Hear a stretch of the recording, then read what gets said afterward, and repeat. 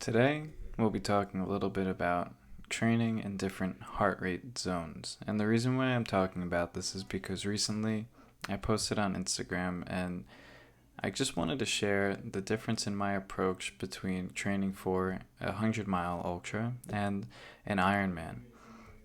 The key difference between either of these two events, from my perspective, is clearly the time element, where in a full Ironman, the most amount of time that you could spend on the course is 17 hours because of the time cutoff. And for me, as I showed in my most recent performance, 12 hours and 29 minutes is how much time I spent putting out effort.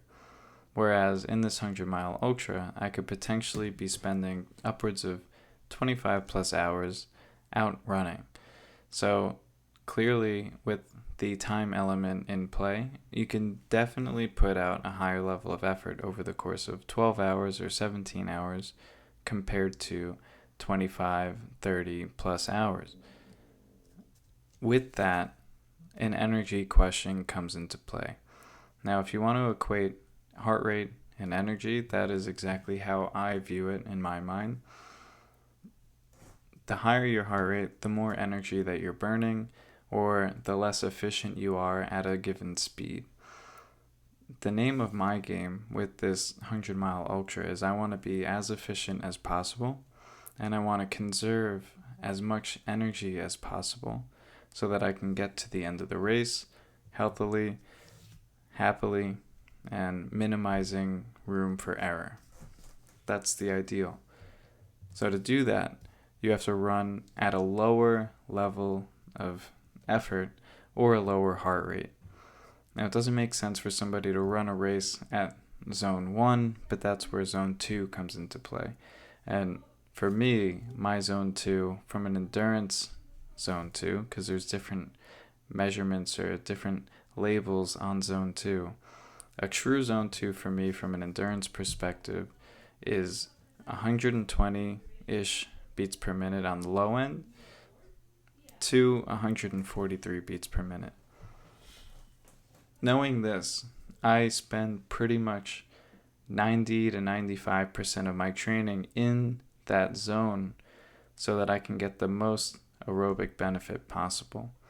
Now, that's the first benefit that you get from spending time in this zone, but the second one that I don't really hear a lot of people talk about is by running slower and spending more time in this lower effort zone, you put way less of a tax on your body. It's way less impactful, it's way less strenuous. What that allows you to do is increase volume faster, one, and two, by increasing your volume and by working at a higher level of weekly volume, which right now for me is 50 plus miles a week, you're putting your legs through that much more training.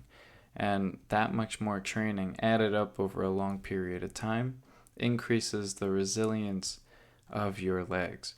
So not only are you getting aerobic benefits from an energy perspective of being able to run at a lower heart rate, burning less calories, you're also making your legs more resistant to injury over the course of the distance that you're trying to run.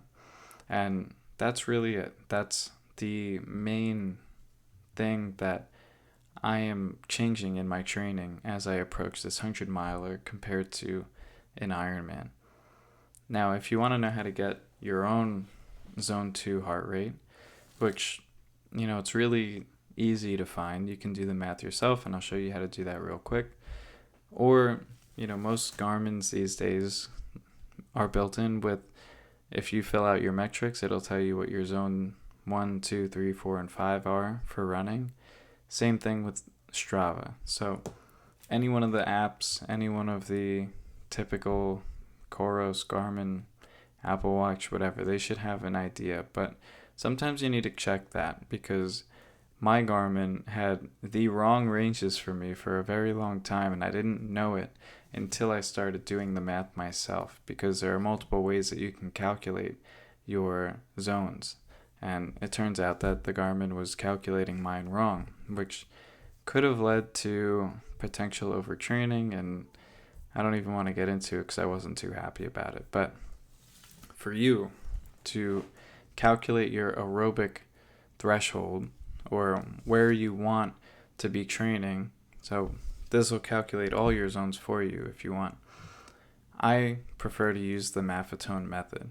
And the Maffetone method is 220 minus your age equals your max heart rate. Now, once you get your max heart rate, you'll then use that number to figure out the rest of your zones. So, backtracking to my numbers specifically, 220 minus 30 is 190. So, for this example, we're saying that my max heart rate, the most that my heart can beat in a single minute, is 190 beats.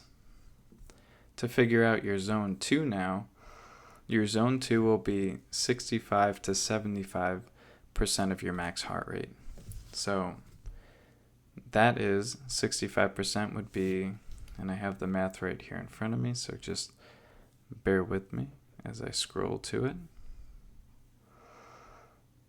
124 beats per minute on the low end and 143 beats per minute on the high end.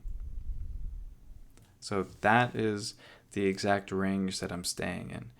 And here, just so that you have the numbers, I'll run through all of the numbers. So your zone 1 would be considered 55% to 64% of your max heart rate.